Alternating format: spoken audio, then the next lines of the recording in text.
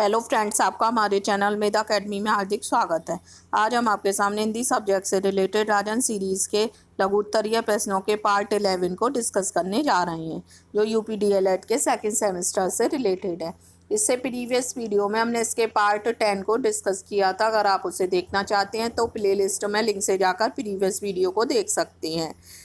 ये इसका last part है। इसके बाद आपके राजन सीरीज़ के लघु उत्तरीय प्रश्न फिनिश हो जाएंगे। आपका हमने राजन सीरीज़ पूरी करा दी है। इसके बाद हम आपको प्रीवियस ईयर पेपर को सॉल्व कराएंगे।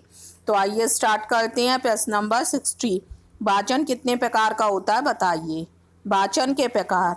वाचन मुख्य रूप से दो प्रकार का होता है। पहला होता है सस्वर वाचन, दूसरा होता है मौन वाचन।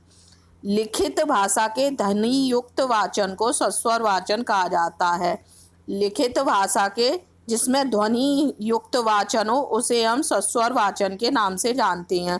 और जो ध्वनि रहित होता है, जिसमें कोई भी वॉइस नहीं होती है, वो हमारा मौन वाचन कहलाता है। जिसमें कोई भी साउंड नहीं होती है, जो ध्वनि से रहित होता है, वो हमारा मौन वाचन कहलाता है। सस्वर वाचन दो प्रकार का होता है। प्रथम, एक ही व्यक्ति किसी भी लिखित वाक्य का वाचन करे, जैसे बालकों को एक एक करके किसी भी पाठ का वाचन कराना या पाठ पढ़ाना।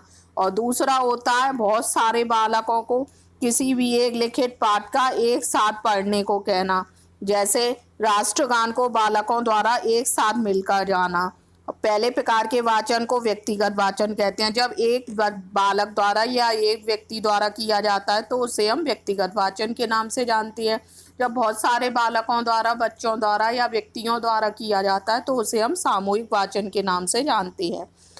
पुनः व्यक्तिगत वाचन शिक्षक द्वारा किया जाता है और छात्रों द्वारा भी इसे किया जा सकता है। जो व्यक्तिगत वाचन होता है वो शिक्षक भी कर सकते हैं और छात्र भी, कोई भी कर सकता है।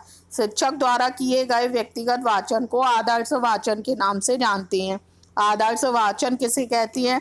जब शिक्षक व्यक्तिगत रूप से वाचन करता है तो उसे हम आदर्श वाचन के नाम से जानते हैं। और छात्रों द्वारा किए गए व्यक्तिगत वाचन को अनुकरण वाचन कहा जाता है।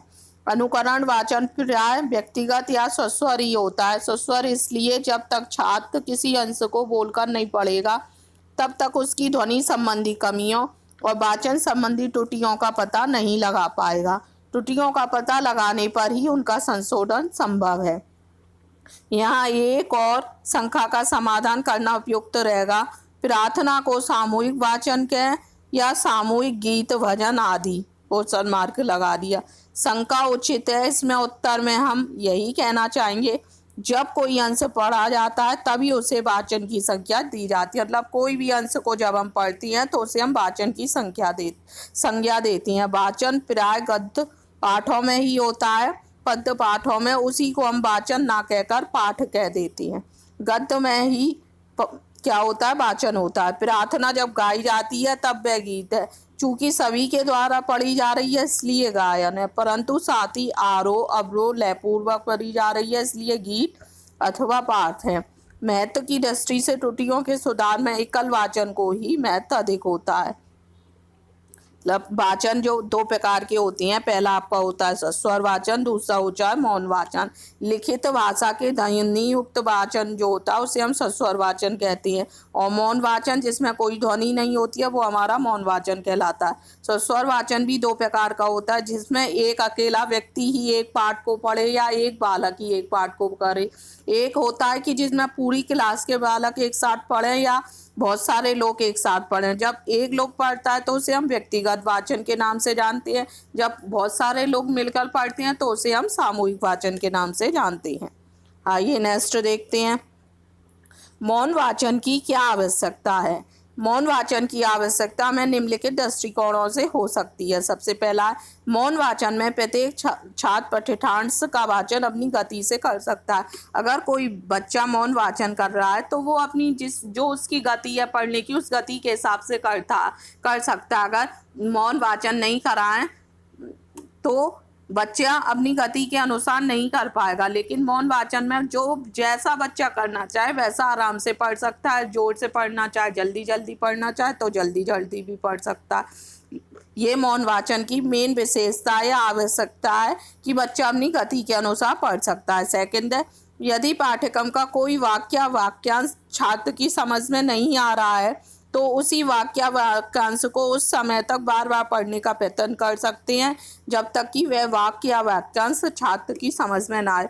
इसका कहने का तात्पर्य ये है कि अगर कोई भी ऐसा लाइन है जो बच्चे को समझ नहीं आ रही है, अगर मौन वाचन कर रहा है तो उसे रिपीट कर करके अपने आप भी समझ सकता है, उसे टीचर की पूछने की ज़रूरत नहीं है और वो अपने आप पढ़ पढ़ के उस चीज़ को समझ भी जाता है। ये मौन वाचन की लाभ है या आवश्यकता है। इससे मौन वाचन से क्या होता है कि छात्र स्वयं भी पढ़ने की गति उनकी अच्छी हो जाती है और स्वयं ही बहुत सी चीज़ों को खुद ही समझने लग जाते हैं, उन्हें किसी से पूछने की आवश्यकता नहीं होती है।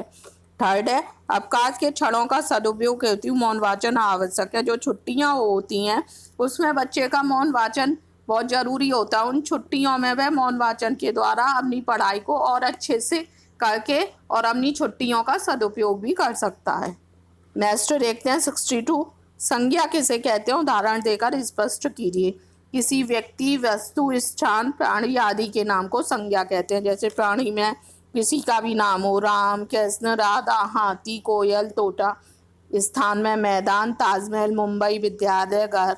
वस्तु में पुस्तक, मेज, कुर्सी, पेन, कलम, किताब, कुछ भी हो सकता है। भाव या गुण में कड़वाहट, साहस, मिठास, पराक्रम, धैर्य, बुढ़ापा, बचपन आदि। तो किसी भी व्यक्ति, वस्तु, स्थान, जाति के नाम को संज्ञा कहते हैं। नेक्स्ट है 63 पूर्ण विराम तथा अल्प विराम में अंतर उदाहरण सहित लिखिए। पूर्ण विराम क्या होता है? जब एक वाक्य हमारा पूरा हो जाता है, जैसे राम घर जाता है, तो ये हमारा वाक्य पूरा होगा, यहाँ पे हमने विराम लगा दिया। ये जो विराम लगाते हैं ये हमारा पूर्ण विराम हो जाता है, जो वाक्य पूरा हो जाने के बाद उसके अंत में लगाया जाता है। जैसे यहाँ देखिए, जब एक वाक्य की पूर्ति होती है वहाँ पूर्ण विराम का उपयोग किया जाता है। जैसे विशाल पुस्तक पढ़ता है। जबकि अल्प विराम में वाक्य पढ़ते समय बहुत थोड़ी देर के लिए रुकना होता है, तब हम अल्प विराम का उपयोग करते हैं। जैसे मैं आपका मित्र नरेश आपसे मिलने आया हूँ, या ये ऐसे कहते हैं सीता,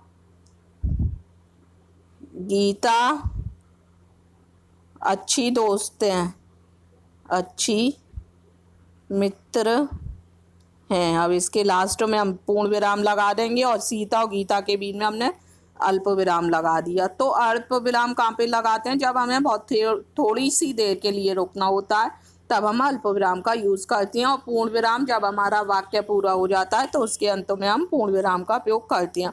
उम्मीद करते हैं आपको राजन सीरीज हिंदी की पूरी क्लियर हो गई होगी।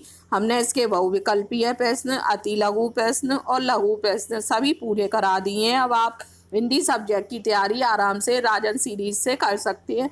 इसके बाद अब हम आपको प्रीवियस ईयर के पेपर सॉल्व कराएंगे, जिनसे आप देख सकते हैं कि आपकी कितनी एग्जामिनेशन की प्रिपरेशन हो गई है और कितनी आपको करने की ज़रूरत है।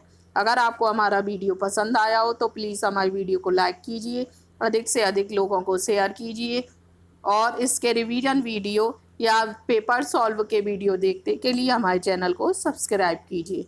Thank you.